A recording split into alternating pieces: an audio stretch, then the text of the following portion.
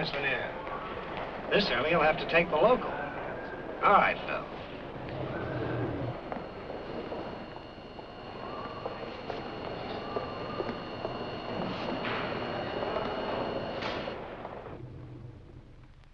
Floor executive, Miss Lanier. Thank you, Phil.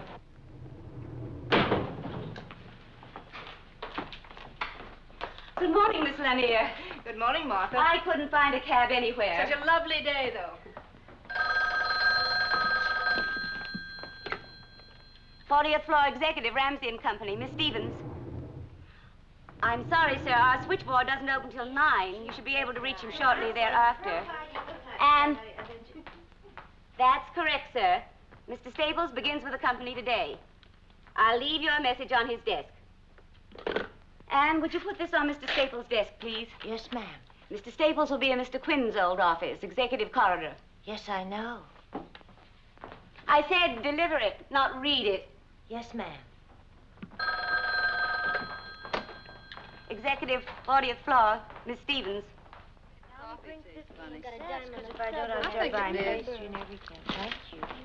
Morning. Hi. Oh, good morning, madam. I wonder if Marge is going to go to work next door. Oh, no. Well, I'm glad I don't. Not there. Maybe. Well, they really fixed up a new exec's office for him, didn't they? Very nice. A new man. Right next door to your boss. And awfully close to Mr. Ramsey. So happens that the new man, what's his name? Staples? Mm-hmm. Will be working with Mr. Briggs. That's why they have adjoining offices. Marjorie, baby, you're awfully defensive. I guess that's 'cause you're worried about your Mr. Briggs. Run along, will you? May I have some more cream, please?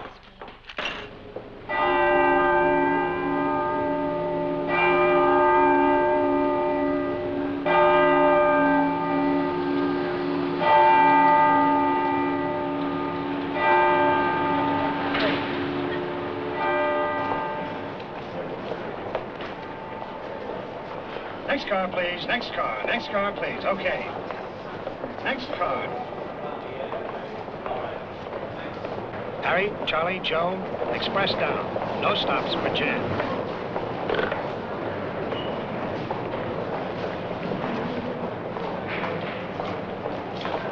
Next car. Next car. Next car, please. Next car. Next car. Morning, Mr. Ramsey. Next car, please. All right.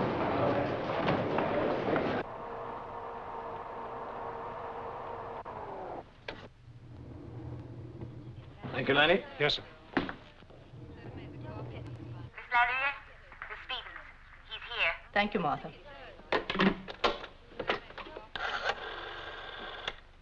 Chief Operator, please. Miss Phillips, you can put this morning's 3 long-distance calls through to Mr. Ramsey. Portland, Dallas, St. Louis offices. Good morning, Mr. Ramsey. Morning, Miss Lanier. Any messages? You have calls placed for our Portland, Dallas, and St. Louis offices. Nothing else important, sir. Martin Toole and Dye, you said you'd wire him. Yes, you'll find a copy in my briefcase. You're right, as usual. Nothing important. I have the Portland report in my briefcase. I want it teletyped this morning to Seattle. Have someone there drive over to Portland and get it to Johnson before lunch.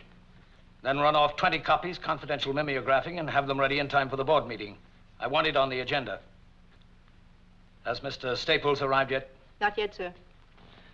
Delay that meeting until 10 this morning to give you time to get the report mimeoed and distributed. I want it read, and carefully.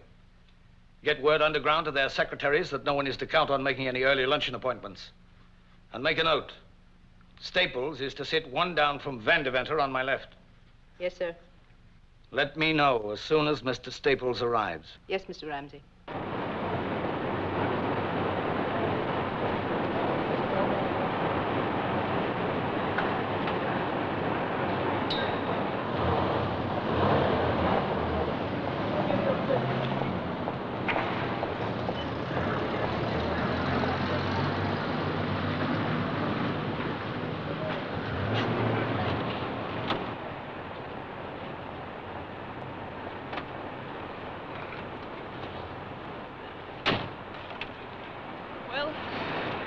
here we are.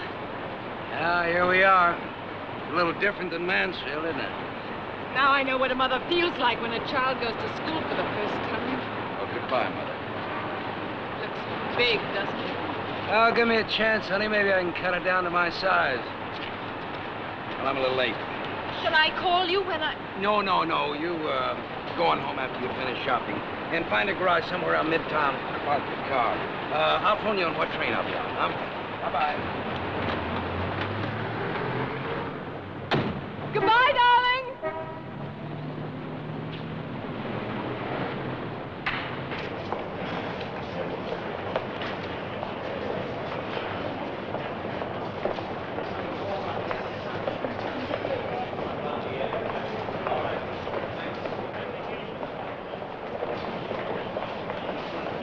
Ramsey and Company, the board said... Yes, sir. Executive or administrative? Oh, the executive, Mr. Ramsey. 40th floor, sir.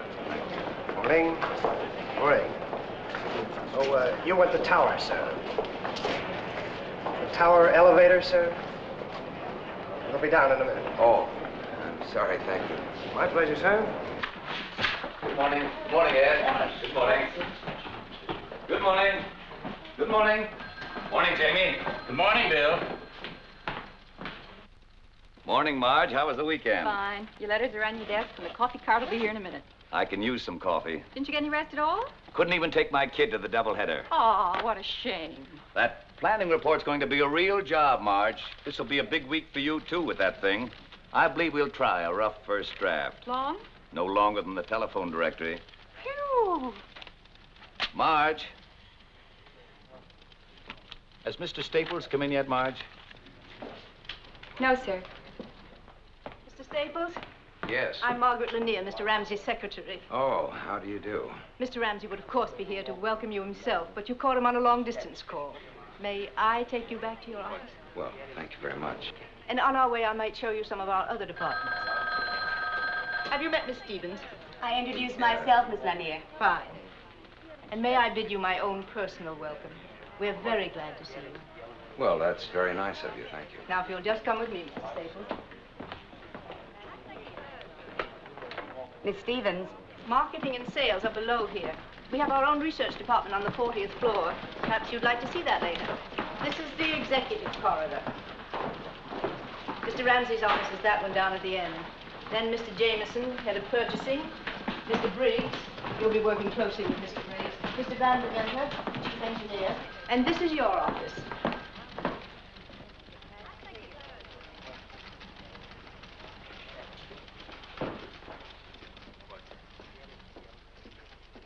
Isn't it nice?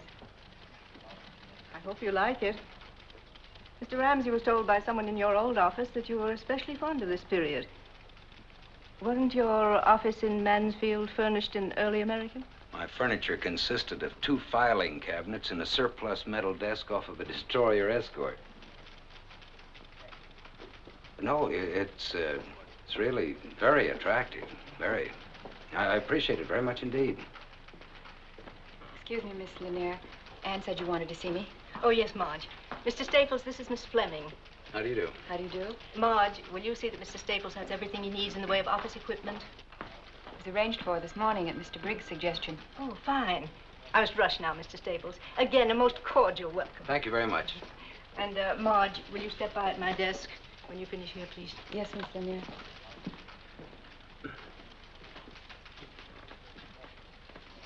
I think I better explain the phone system, Mr. Staples. There are 4 lines. 1 is your private line, direct to outside. 2 is for conference calls. 3 is for inter-office. And 4, this button is for your secretary. Oh, I'm sorry. May I? Oh, yes, thank you. Yes, I think I have that. Let's see. Outside, inter-office, conference. Yes, that's fine. Thank heavens, this isn't early American. Busy? No, not at all. Oh, you must be, Bill Briggs, your next-door neighbor. Yes, of course. Well, I'm certainly glad to meet you, sir. I think, Mr. Ramsey told me you'd been sick, didn't he? Oh, did he? Actually, it's just a Just a pesky stomach that's been acting up on me. You just in from Mansfield? Yes, they took a house for... sit down, Mr. Briggs.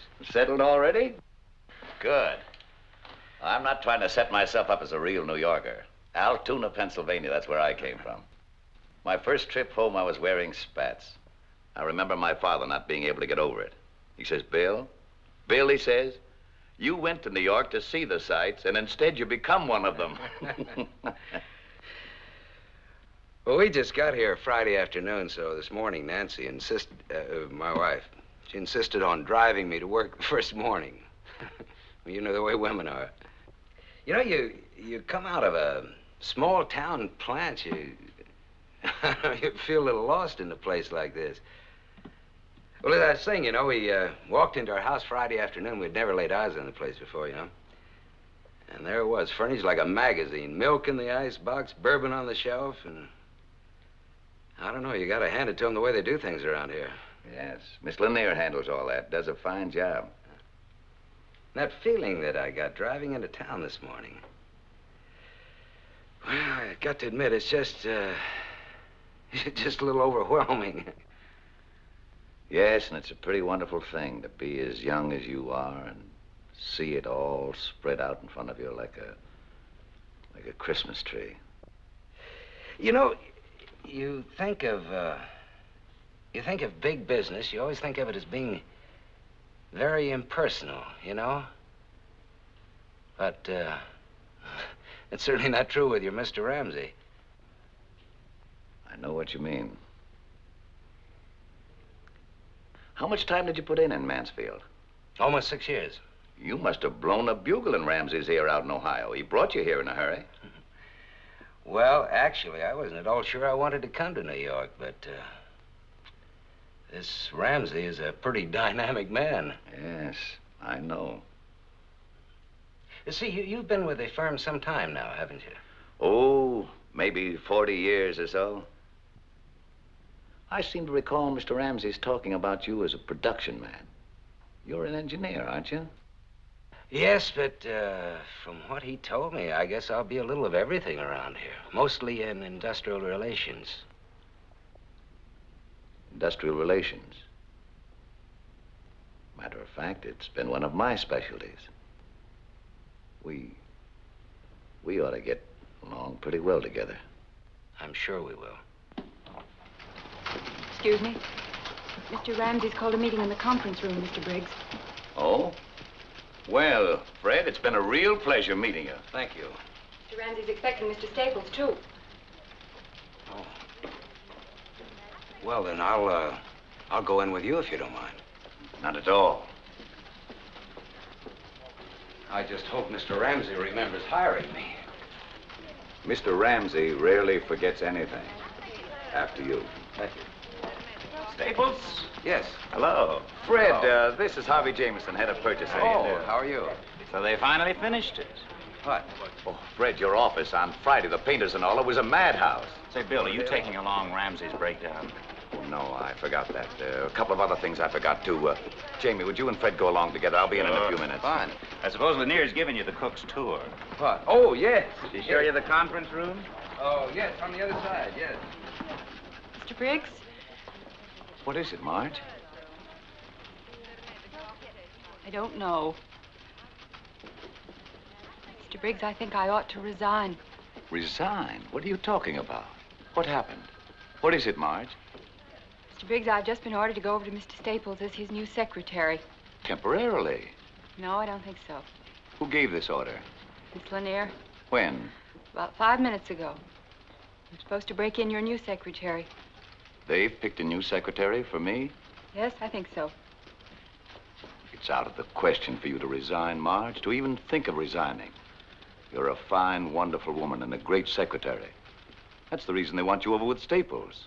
He'll need someone like you because he's new here and they want him to get into harness fast. Who can tell, Marge? One of these days, that stomach of mine, pretty perverse organ, and I'm tired. You know, as it must to all men. Mr. Briggs? Have you any idea who your successor is? Yes, they've chosen Sylvia Trammell. Miss Trammell. It is so ordained. So be it. She's new, but she's supposed to be very good at dictation. Well, we'll give her a chance to prove it. Mr. Briggs, if I could only tell you what this job has meant to me, what working with you has meant to me. All right, kid. Wash up, get your money, and get out of here. And give Mr. Staples all the best you've got in you. I know you will. That's the only way you operate. I like the guy. I have a feeling he's going to carve out a career around here. Yes, sir. Everybody seems to think so. I'm sorry to keep you waiting, gentlemen. Mr. Ramsey will be with us in a moment.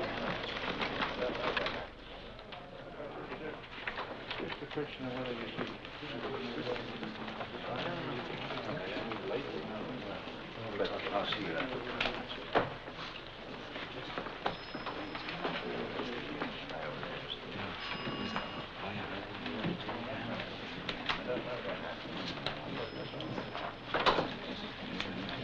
Been away, have you? Good to see you. Oh, sorry, Fred. I was held up for a few minutes. See you later, Fred. Now, where are we going to sit you? Oh, here's an empty chair. I guess you can sit right here. Mr. Staples, will you sit over there, please, right next to Mr. Van Deventer? One down for Mr. Ramsey, please. Welcome back, Bill. Feeling better? Much, thank you. A little stomach. Good. I'm glad it's cleared up. John, don't forget that contract. Can you get it through tomorrow? I think so. I haven't been able to understand over your office. First, gentlemen, I'd like you to look over the mimeoed sheet on top. Haverford Mutual had some doctors look into the matter of executive diets. Their findings showed incredible deficiencies. They've gotten up some food tables. I've had them mimeoed. I'd like you to look them over. As you know, it's been my feeling that a healthy executive is an efficient one. I think it not amiss now to introduce the newest member of our team, Mr. Fred Staples. He's from Mansfield, Ohio. As you all know, he was general manager of Queen City Tool and Die until we took it over. His record there was a brilliant one. He's a production engineer by training, an industrial relations man by instinct. I expect good things from him.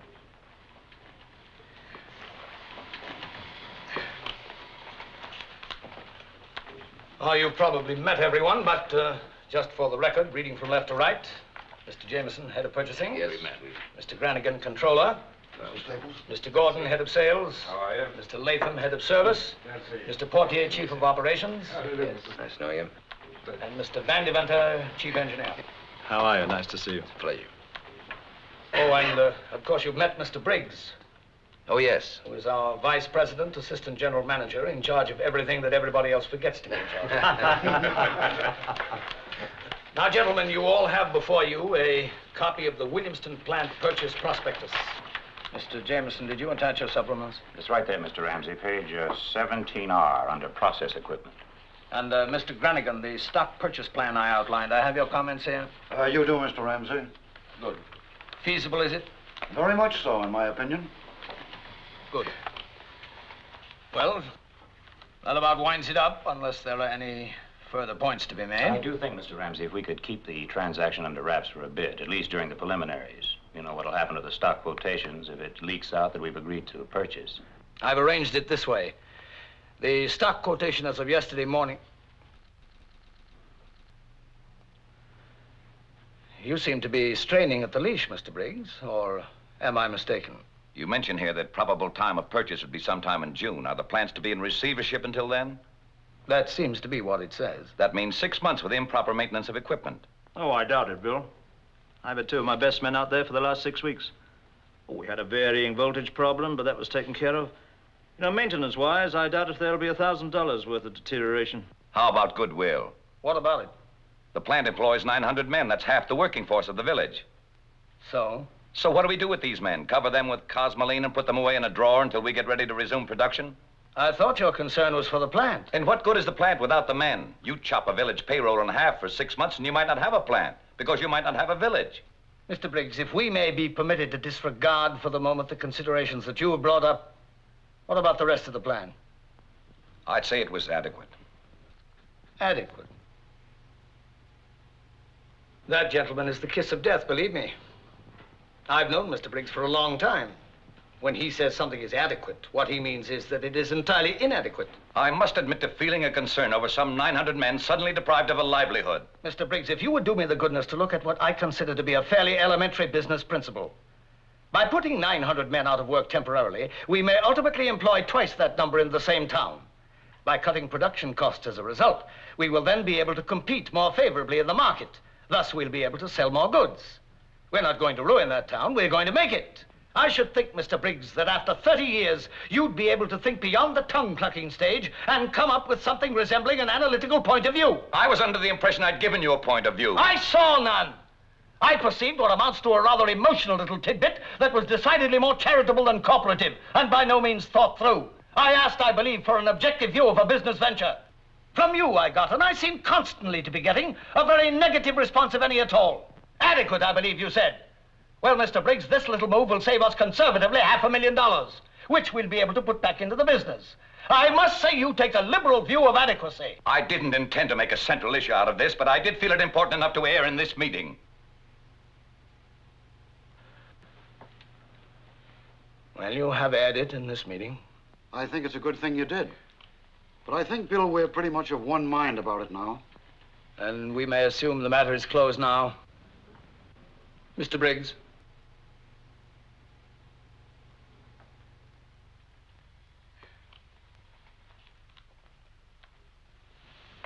How about you, Mr. Staples? Do you have an opinion? No. No, I think not, Mr. Ramsey. Why not? Well, frankly, it's a little out of my grasp at the moment. I don't know anything about the firm, its corporative setup, reasons for bankruptcy, or for that matter, its product. I'm afraid I'll have to pass. Good answer. I respect thoughtful judgment, Mr. Staples. Congratulations. We'll adjourn now until 2 o'clock. I'm sorry we got started so late this morning, but I wanted this analysis mimeoed for your inspection. After lunch, we'll take up the Portland report, which you have before you. Mr. Granigan attended the stockholders' meeting there on Tuesday, and we'll begin our discussion with his report. That's all. All right, sir. Oh, Bill. All right, come and have some lunch, eh? No, thank you. Bill, wasn't there something you wanted to speak to me about before? Nothing important. Fine. Tummy's all right, eh? Cast iron. Couldn't be better. Good. Keep it up. Oh, Staples. See you later. You bet. Good to have you with us, Staples. Thank you. The arrangement's satisfactory? Oh, yes, just perfect. I'm sure you'll be hearing from my wife very soon about that. It's a beautiful house. Beautiful country up there. I'm sure you'll love it. Oh, see you later, Bill? Oh, Fred. Briggs is working on a project now, a comprehensive planning report. The point is that it's very important, most important indeed for our future program, and it's far too big a job for Briggs, or for any one man to handle. Now, what I want you to do is get your finger in it. Certainly. What I mean is more than just your finger. You understand? Yes, Mr. Ramsey, you make that quite clear.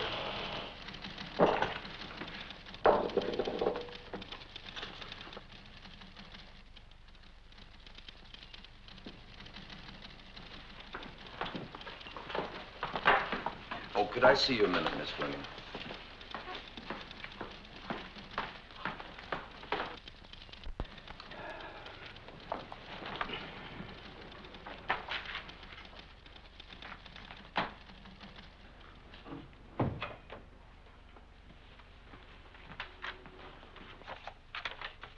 Yes, sir?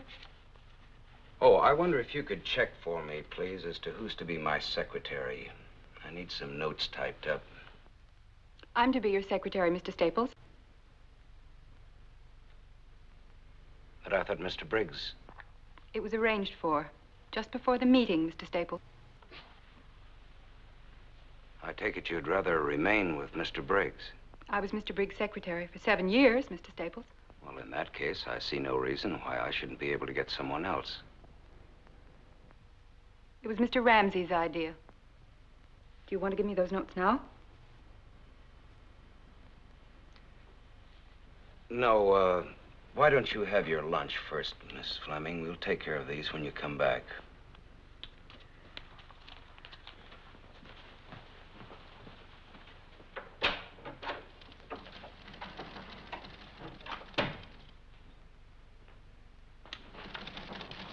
Mr. Briggs? There are some notes here that... Later, Marge. I'll do it later.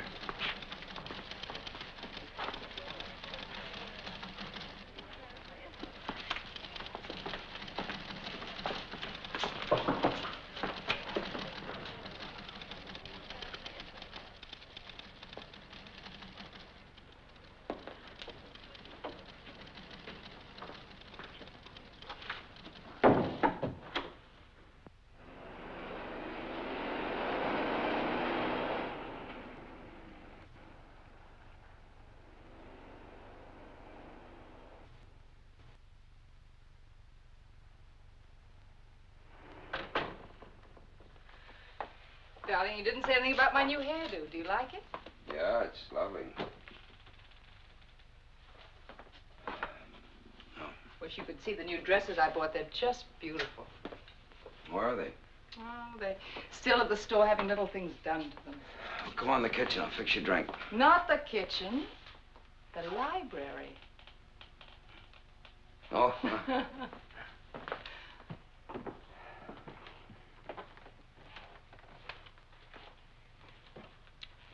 I hoped they'd have the dresses ready and have them sent over to your office this afternoon. I spoke to your secretary about it when I called. It's funny she didn't mention it. They didn't get the job done in time. She had a nice voice. What'd she like? Who? Your secretary. Oh, what you might expect. You know. What's her name? Now, to tell you the truth, I didn't get her name. Only her dimensions. All right. No, her name is Fleming. It so happens you don't have a thing in the world to worry about. She doesn't like me worth a bit. Why? Well, I guess she prefers working for a former boss. Well, then why doesn't she? I don't know, some kind of strategy at the top, I guess. That sounds funny. Yeah. Her ex-boss happens to be only one of the vice presidents, my superior, and a very nice guy to boot. Could that perhaps be a good sign? Well, you figured out. Left me a little up in the air. You know, Nancy, running a plant in Ohio is beginning to take on all the aspects of a nice, simple, uncomplicated gravy train. What happened today? Oh, nothing really. Just an impression, I guess. Sort of queer undercurrents and tensions and... Good luck.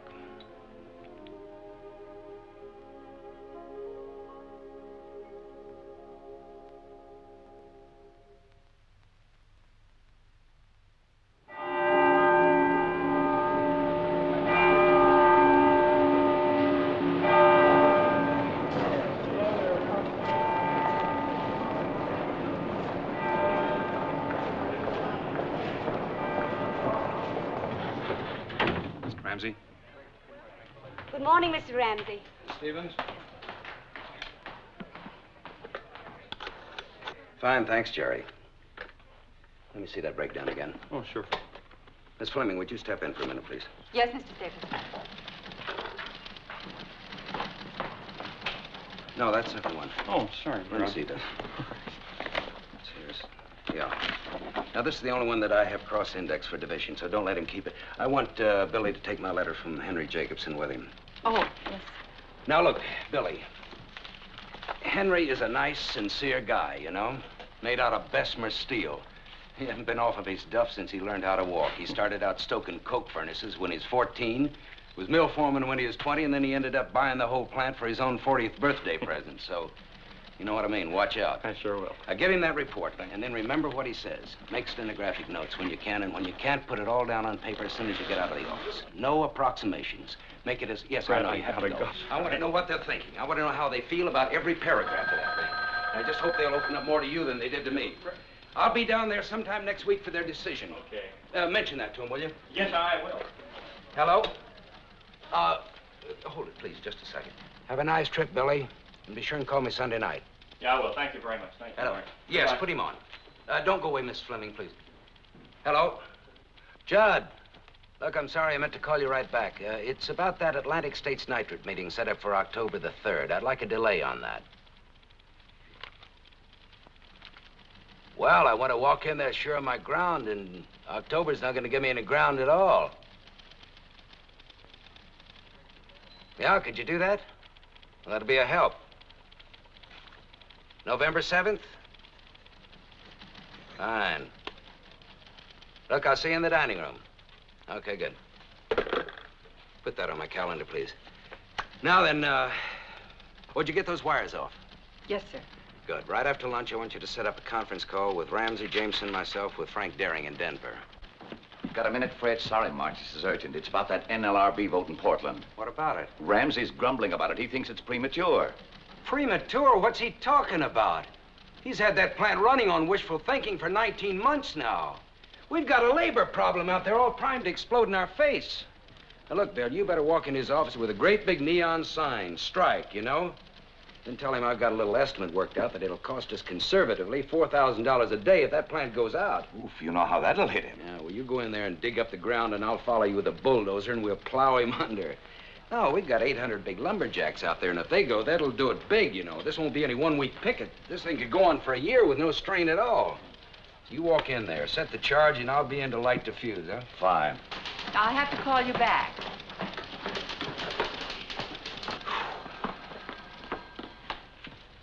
Is 2:30 convenient for your call to Denver, Mr. Staples?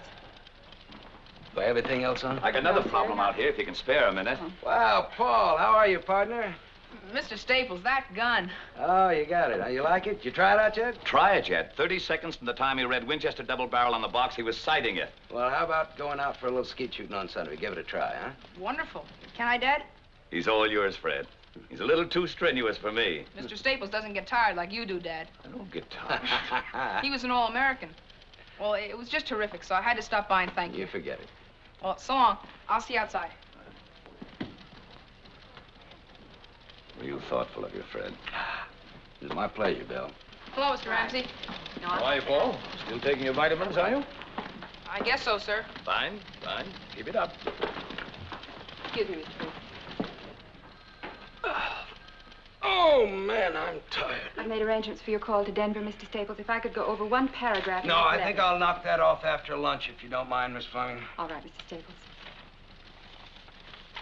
Oh, drink it here. Relax a minute. Thank you. I will.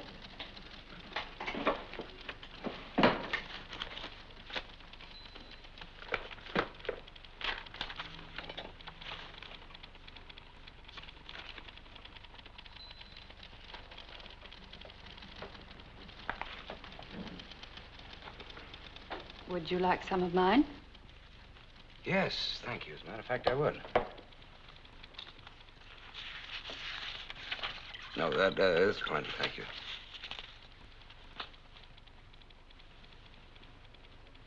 Where'd you play your football, Mr. Staples?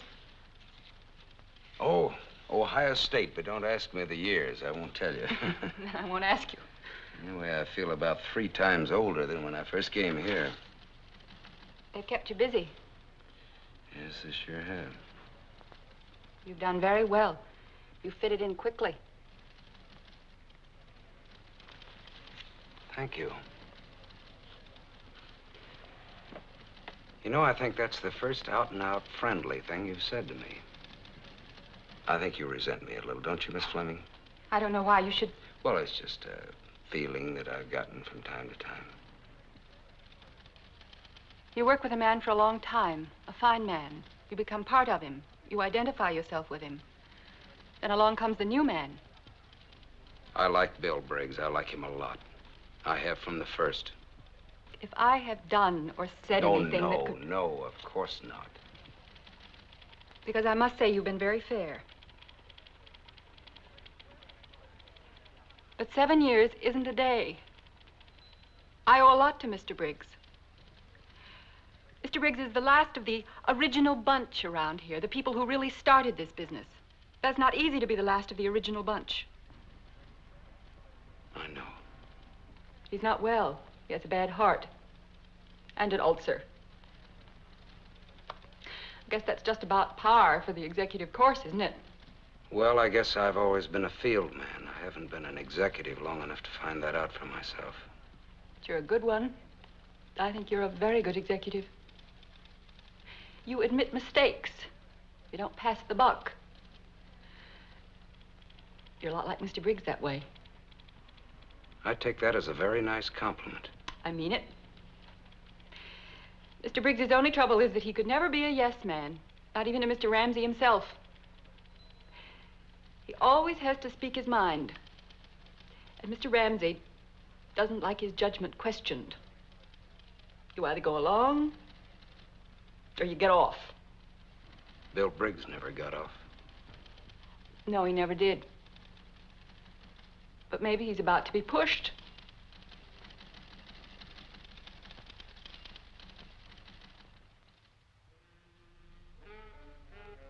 He blew up at the next round, and then Howard went right by him with a 65. A 65, I ask you. 7 birdies, and he sank an 82-foot putt on the last green for an eagle.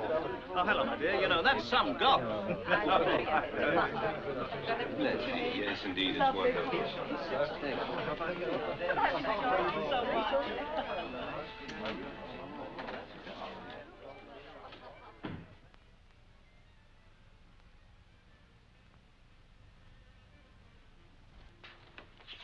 The coffee will be ready in just a little while. Fine. You know, my father's recipe for coffee was to mix salt and chocolate with the grounds. Cook them all up together. He'd never drink anything else. Sounds wonderful. They serve it at a small downtown restaurant I eat at occasionally. I must remember to mention it to Fred. You said he was a confirmed coffee drinker? Dedicated. Fine. He's quite a young man, this husband of yours. Have you had a chance to read much of the report? Of course, it isn't finished yet, Well, but... thank you for letting me see this much. Not according to Miss Post, I suppose, at a dinner party, but it makes me extremely proud of my judgment. So happy. He's been worried about it, and... Nancy. Will you excuse me?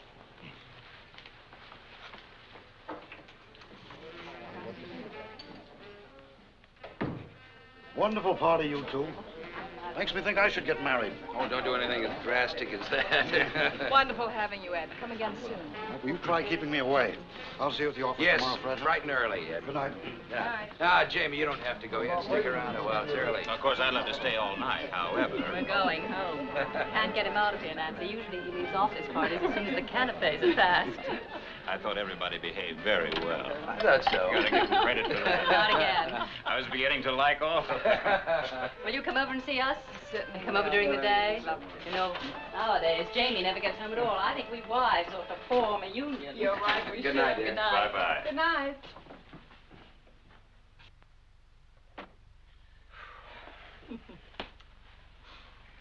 I wonder what happened to Bill Briggs tonight. Oh, darling, I forgot to tell you. He phoned earlier. He said he wanted to come, but he just didn't feel up to Oh, it. Nancy, I wish you'd have called me to the phone. I wanted to talk to him anyway. Darling, Maybe you if were I'd have... busy. Well, I know, but I... What about Ramsey? Is he planning to spend the night? No. He just gravitated towards the library and made himself cozy. It sounds a little like artificial gravitation to me. You didn't have anything to do with it, of course. Well, he's really an amazing person.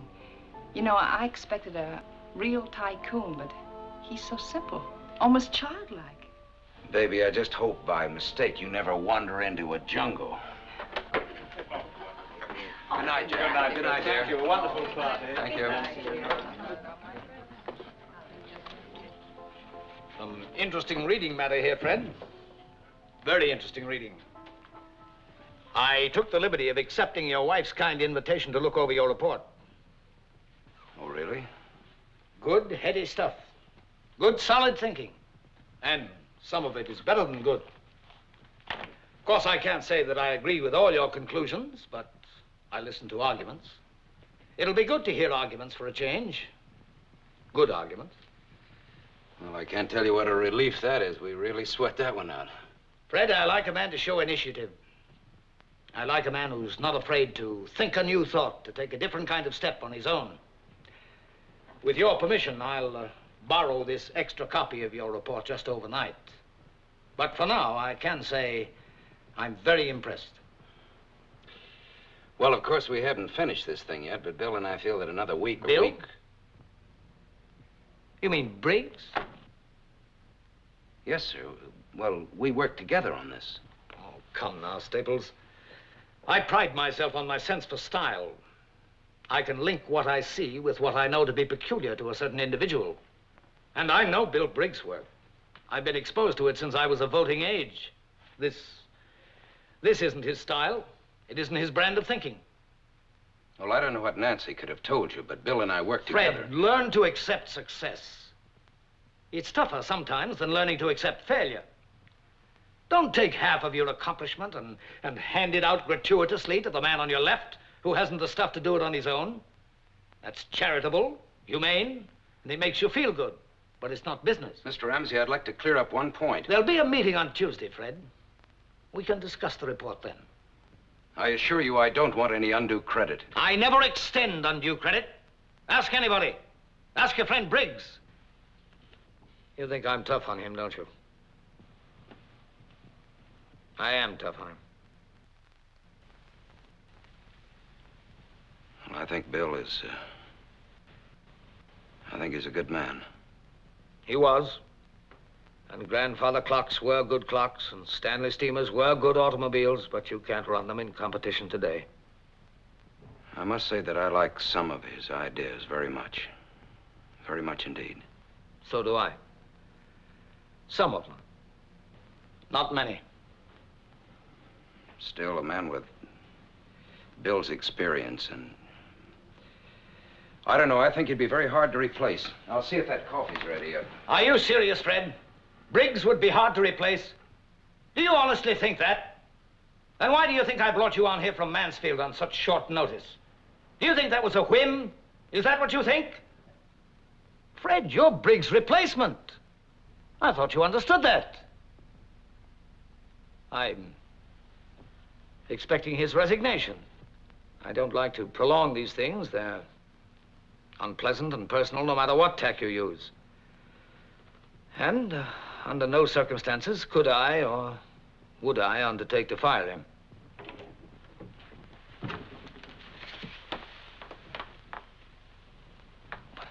Coffee's in the living room. I thought perhaps you'd like to go in there. It's quiet. Look at the time. I really must go. It's been a wonderful evening. Sorry you have to leave so soon. I really must. My coat, I think, is in the bedroom. Oh, yes, of course. I'll get it for you.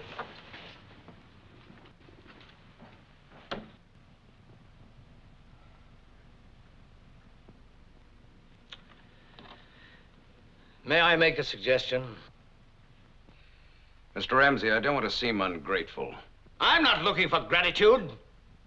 You can't run a business on thank you notes. That's Briggs' trouble. And God forgive me, that was my father's trouble, too. This incredible conception of a huge industry being run like a soup kitchen, like a welfare comfort station. I know what the old-timers think of me. I've grown up getting stared at by a lot of tongue-clucking old fogies who find me ruthless. The kind of people who represent everything that might have kept our business from growing to anything like its present size. This stupid black and white idea that honesty and fair profit are incompatible. I just happen to feel that the atmosphere of a large corporation cannot be constantly cathedral-like.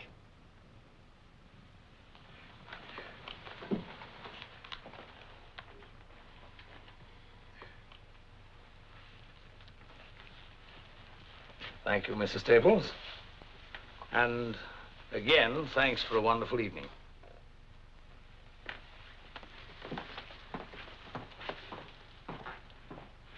I'll see you in the morning, friend. You didn't steal that promotion. You won it. Remember that.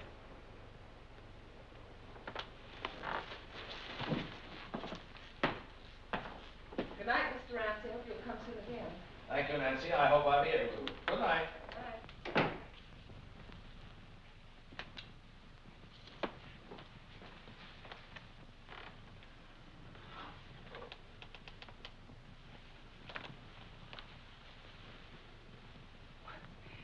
What was that all about?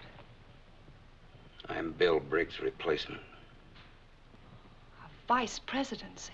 You must have really spread it on. Listen, a little rare roast beef and wifely pride don't get you that kind of a promotion. Yeah, I'll take something a little more. A little misrepresentation for one thing. A little switch in authorship for another. You told him I'd written that report. I did not. I told him Bill had helped you. But Nancy, this is Bill's basic idea. Oh, the same set of ideas that he's had for years. I gathered that much. You gave it life, you made it work, you made it practical. Even so, Nancy, I don't want any part of it. Oh, Fred, I happen to know what you contributed to this. I also know that you can't stand winning if you have even a nodding acquaintance with a loser. I don't like stepping on another human being to get into a capital gains bracket. Ramsey's stalking that poor guy like an animal. He'll whip him to death if he has to make him resign. I didn't hear you tell Mr. Ramsey that he was mistaken. I didn't hear any clear-cut defense of Mr. Briggs. If you don't want to be successful, go and tell that to Nancy, Mr. Ramsey. He'll give you a will you broom, please? and you can check in at 7 o'clock every night, but don't Now, tell look, me. I don't want to argue about this. Neither do I. I just want you to answer me. Did you tell him that your wife was mistaken? Did you tell him that you were taking vows for something you did not do?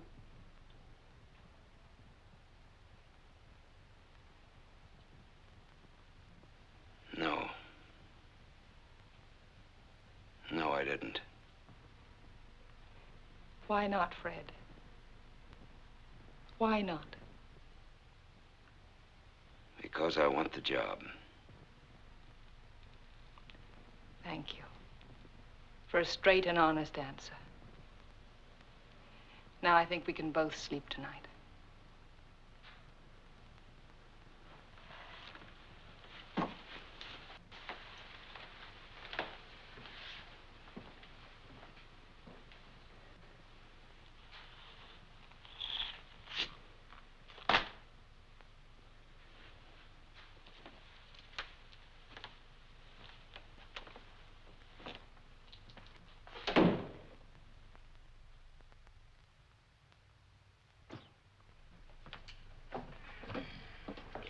Hi.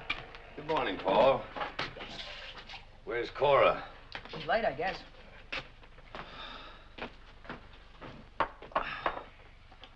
Aren't you going to be late for school?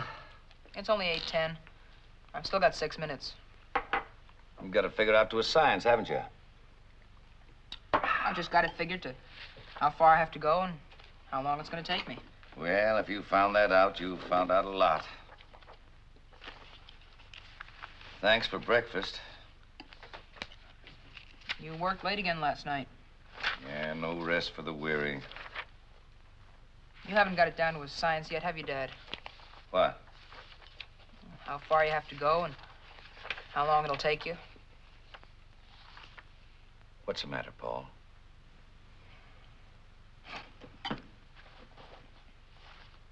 Here's last night's doubleheader, the one we were going to see. Oh, I forgot all about it, Paul. I'm sorry.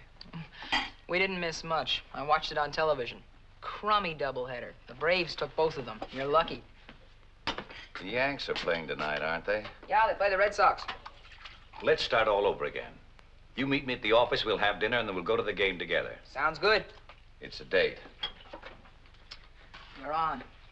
So long, Dad. Have a good day, and, if you can't make it tonight, would you give me a call at school? I've raised the world's worst pessimist. At 8 o'clock in the morning, you're figuring out the worst possible thing that could happen at 6 o'clock tonight.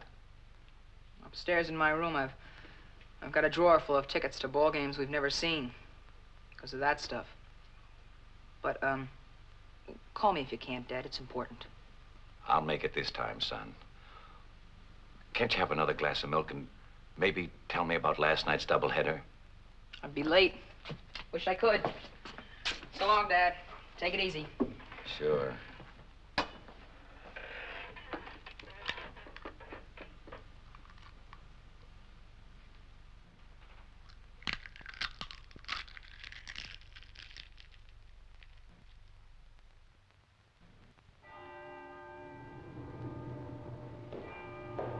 Good evening, Mr. Staples. Good evening, Sally.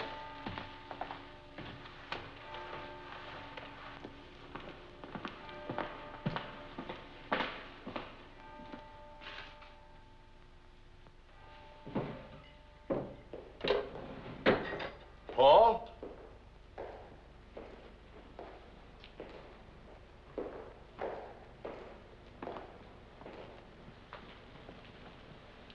Hi, Bill. Hi, Fred. I thought it was my son. He's gonna pick me up. Got time for a cigarette? Sure. What are you doing here? I thought you were going to the ball game. I've had a miserable headache since dinner. So I sent Paul on to see the game alone. He's gonna pick me up. How long you been here? A couple of hours, I guess. Can I get you an aspirin or something? Oh, no. It's much better now. Anyway, it gave me a chance to look over the supplements you did for the report.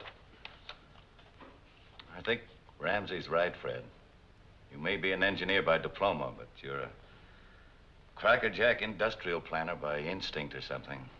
Coming from you, Bill, that sounds real good. No question about it. Some of your suggestions were great, Fred. Really great. I've incorporated them verbatim. I like your approach, Fred. You think of people in terms of the human factor, not just logistically. Something I've never been able to make Ramsey understand. Anyway, now he can't complain I turn in the same report every year. He won't be able to say that this year. Join me, Fred?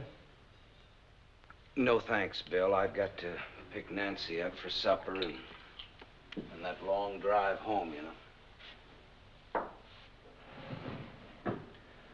I don't know. Maybe I'm just getting old. I used to be pretty tough. Still tough, I guess. But every now and then I get tired. Tired of arguments, tired of battling, tired of the whole bloody mess with all this fancy organization and super finagling.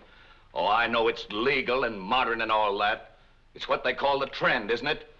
In the old days, things were a lot simpler. Businesses grow, Bill. This business didn't grow. Not since old man Ramsey passed on. It's been added to. That's not growth.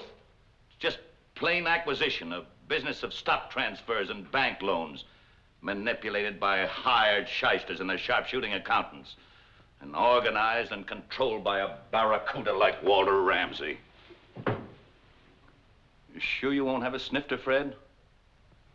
I wish you would. No. Well, times change, Bill. You know that. But do they always change for the better? Old man Ramsey could walk down a production line and call every man by his first name, and get called by his first name in return. No, I know that feeling, believe me. He didn't need public relations experts. Honor was enough. Character. And he never sold a share of stock in his company either. Not till the Depression came along and he had to raise cash or go under. And do you know why? Because he would not lay off one single man. That's the kind of man Jim Ramsey was. Now I sit in that fancy conference room with Jim Ramsey's son.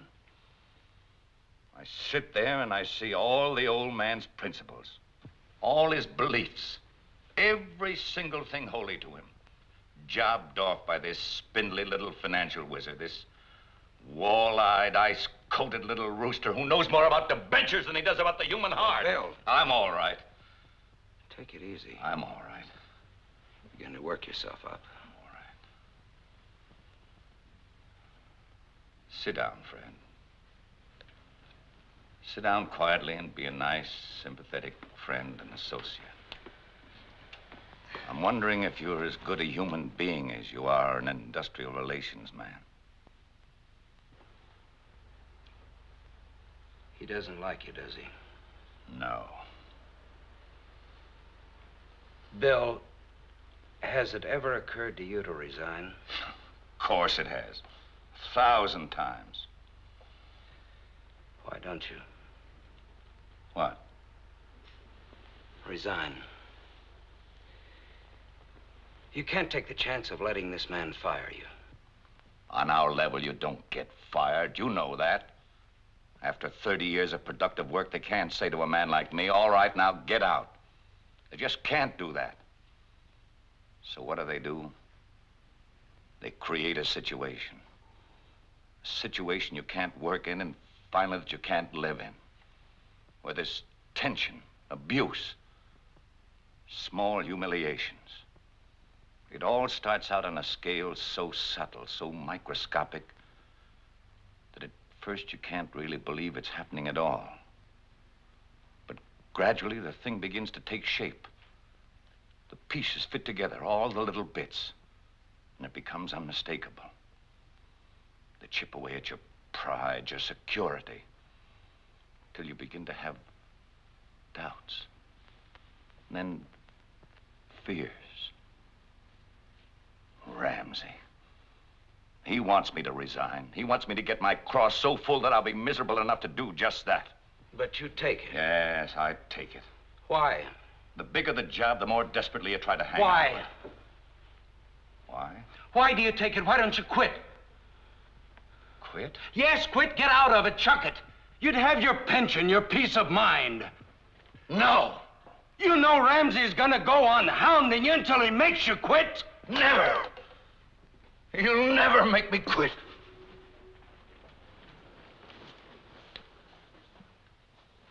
Bill, I wish I could understand why you go on taking it. Because I'm weak, I guess. Because I'm 62 years old and I don't think I could get another job. How's that strike you? How do you think? Once in a while, I have a dream. I dream I'm sitting in that conference room and he starts working me over. I'm just smiling, see? Perfectly calm, and I'm taking it. I don't show the slightest resentment. And then without any change of expression, I get up out of my chair and I walk over to him. And I say, Ramsey. Bill. Ramsey! Bill! Ramsey, I say! And then I smash him! Bill! And then I smash him again! Bill, get a hold of yourself! And I hit him again! What's and wrong with you? Fall, and I hold him up! Bill! Get up, Ramsey, I say! I'm not through yet! Bill!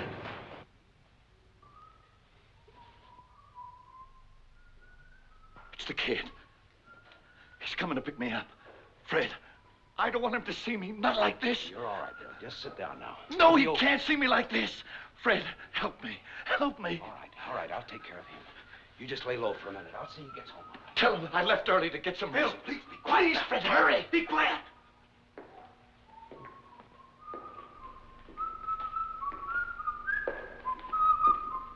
Oh, it's me, Paul. Oh, hi, Mr. Staples. Man, what a place by night. Where do they keep the caskets? How you doing, partner? Dad said I should drop in and pick him up. Oh, well, he went on home. He needed a little rest. Oh, good. He's under orders not to work late. He can't seem to keep away lately. Always work, always worrying. No wonder he's number 2 man. Suppose I drop you off at Grand Central, Swell, thanks, Mr. Staples. Ever since I can remember, he's been married to this place. Mom used to say the same thing. They were great together, Mr. Staples. Mom and Dad, they used to yell and argue and carry on. He was a fighter. It was great growing up. I remember.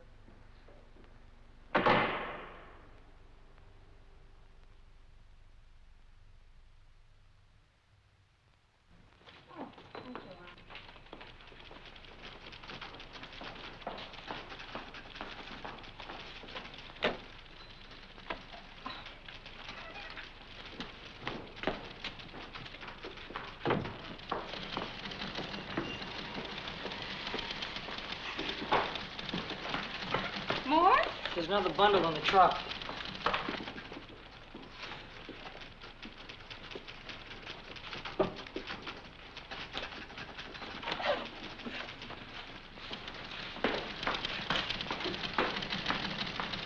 Mr. Staples, you left your hat in Mr. Briggs' office? Oh, Fred, I have the Stanley contracts made up if you'd like to take a look at them. Later, please. Bad night.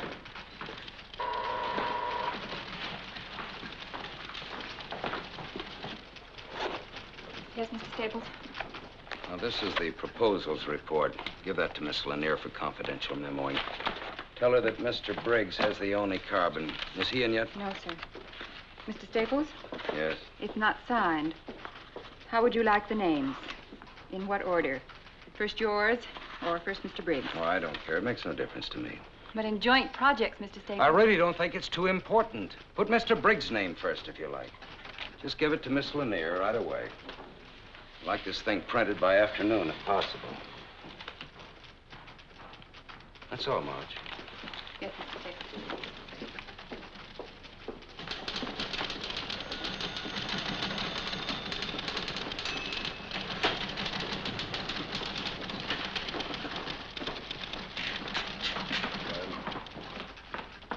Yes, Marge, dear, what is it? The proposals report. Would you sign it so it can be printed? Oh, would you? Just a moment, please. Marge, will you please take it into Mr. Ramsey? He asked to see it first. Hello? Oh, yes, good morning. Is that the report? Yes, sir. Miss Lanier said you wanted to see it. Yes, I do. Who signed this? I wrote the title page. Mr. Staples suggested I sign it.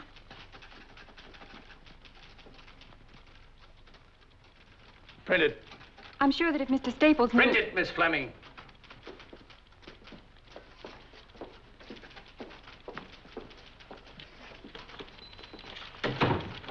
I can sign that report now, Marge.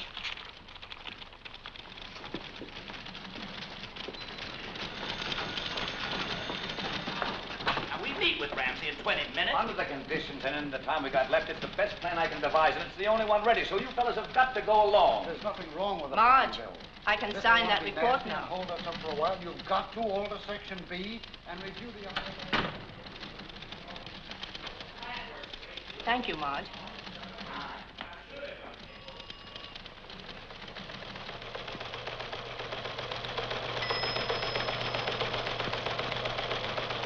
The major projects during the period of aforementioned being the Huber Petroleum Refinery, the Sterling Cast Airs Refinery, the Chatham Nickel Smelter Company, the Henderson Valley Dam, the Swing Carbon Steam Plant, and the New England Canadian Natural Gas Pipeline.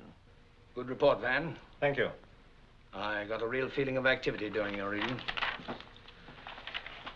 The next item of business is the project's proposal report. Clearly of the greatest single importance on our docket this morning. I must say, and I'm sure you'll all agree, that I am not given to enthusiasms at the drop of a submission. But of this, I feel impelled to say that it is unique in effort, ingenious in thought. To Mr. Fred Staples of our organization goes my heartfelt thanks and congratulations. Besides being our newest member, he seems to be shaping up as among our most astute.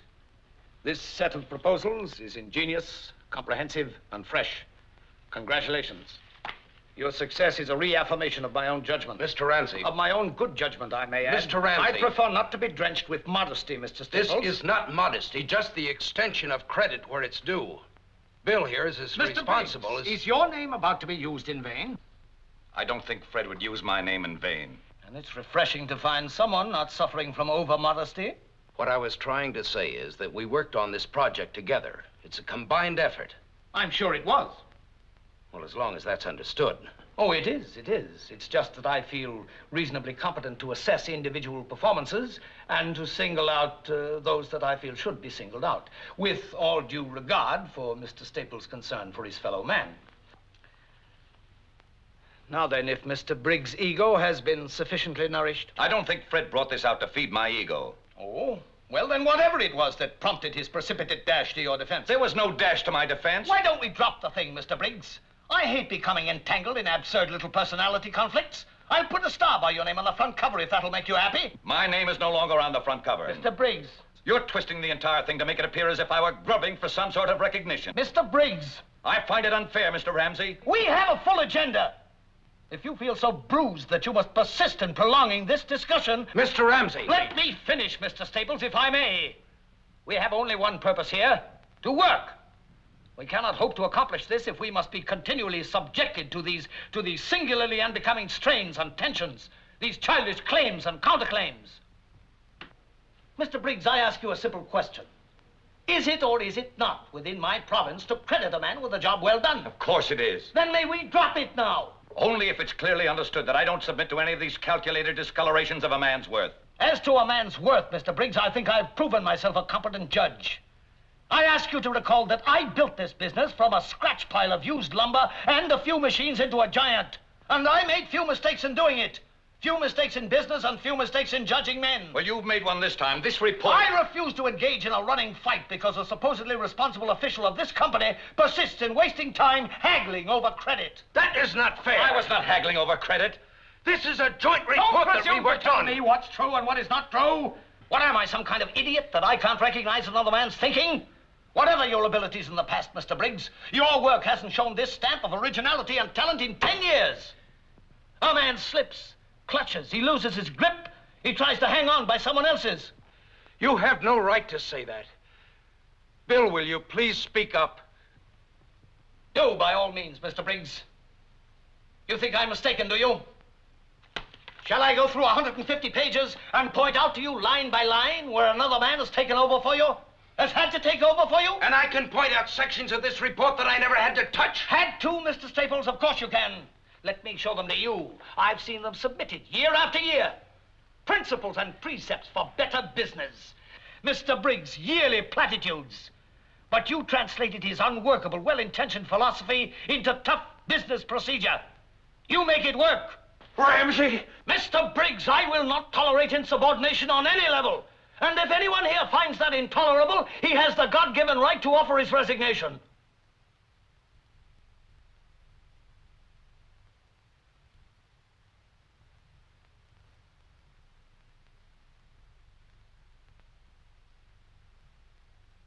Bill,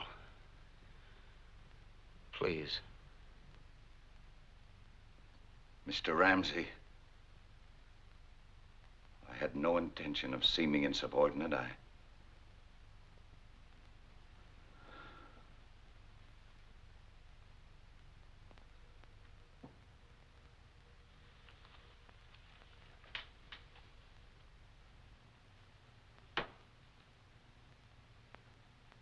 Meeting is adjourned.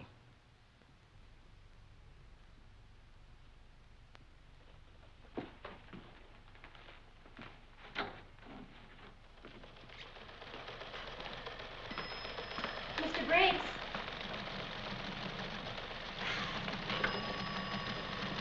Mr. Briggs.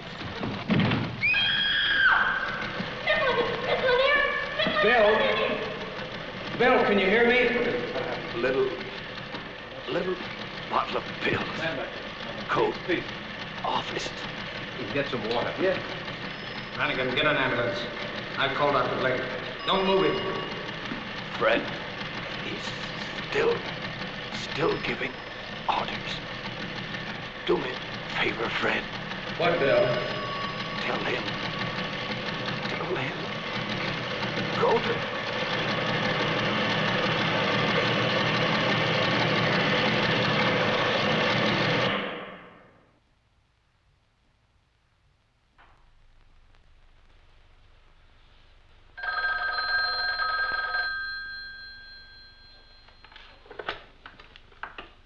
Hello?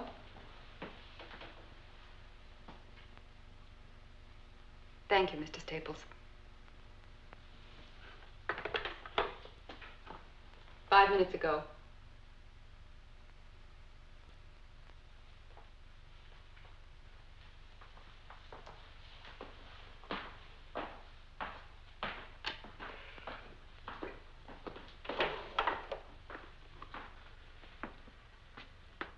Just had word from the hospital. He died 5 minutes ago. Thank you, Mr. Brannigan.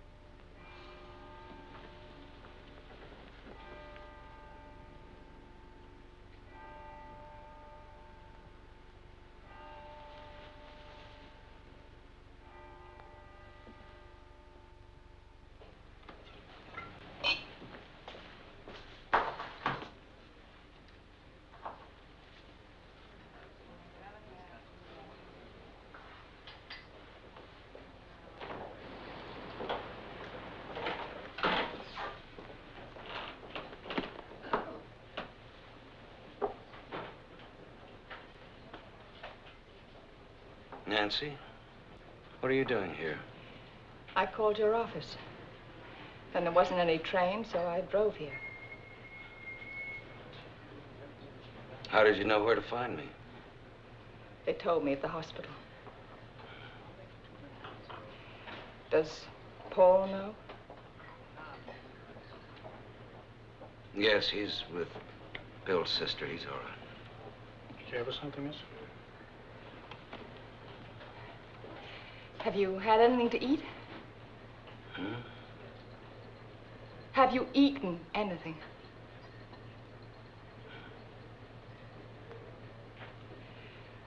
Fred, what happened? Nothing.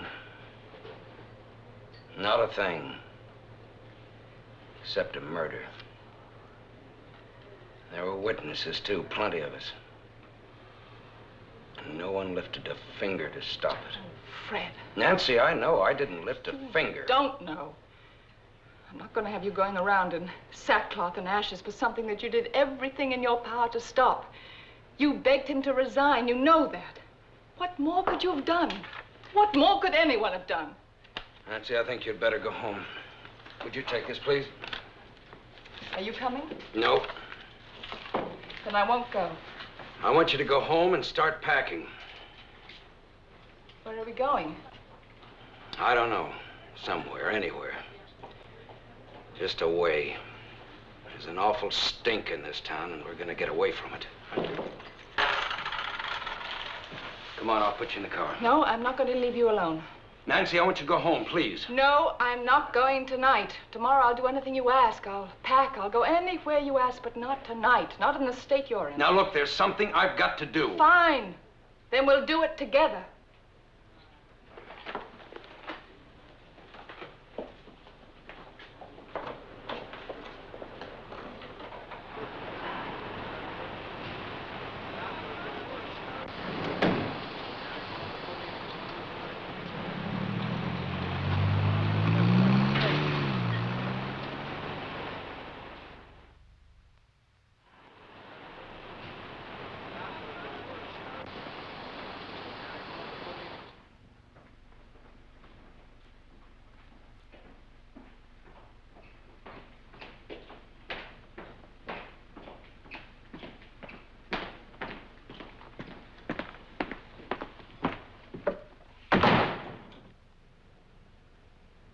Bill was supposed to go to Lansing tomorrow morning for a meeting with Phillips.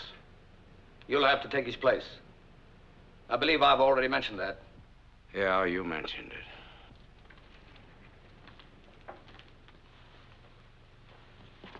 You leave on flight number 116, 832 from LaGuardia.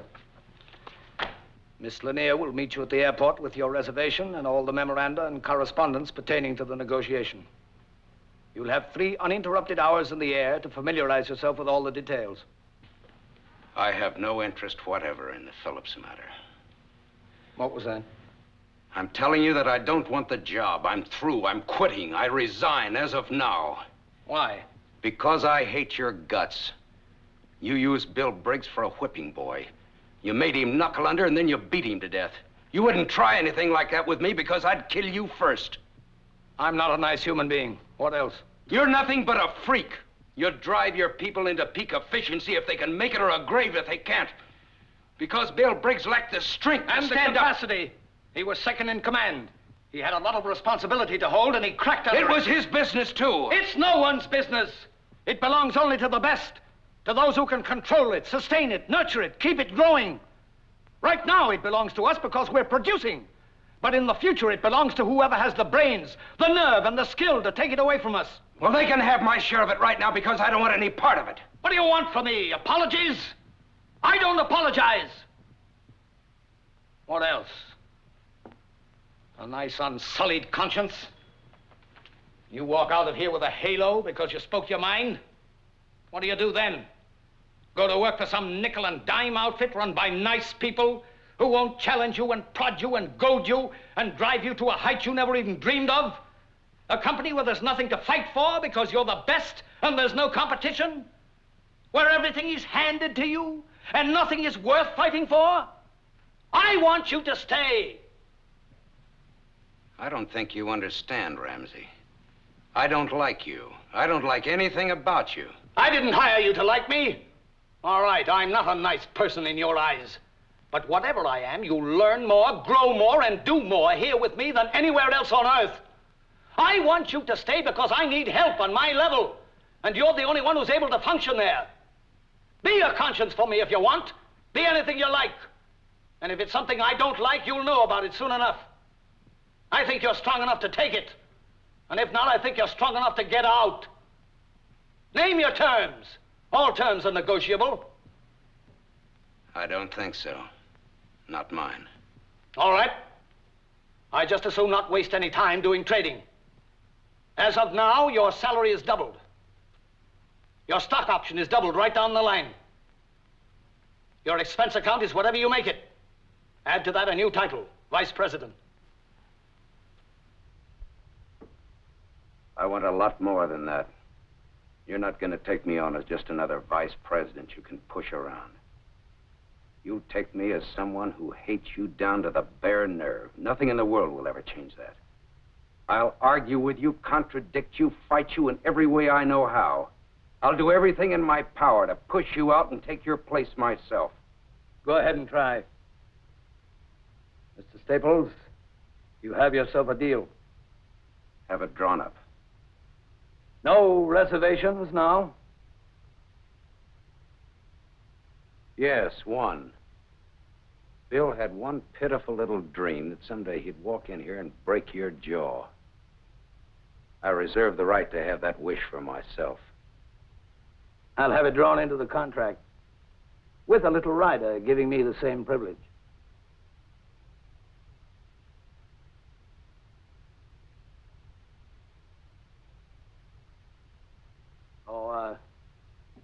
Staples, you'll be pleased to know that Bill Briggs' boy is being taken care of. Will that let you sleep better tonight? It begins, huh? It begins. Fair enough? Fair enough.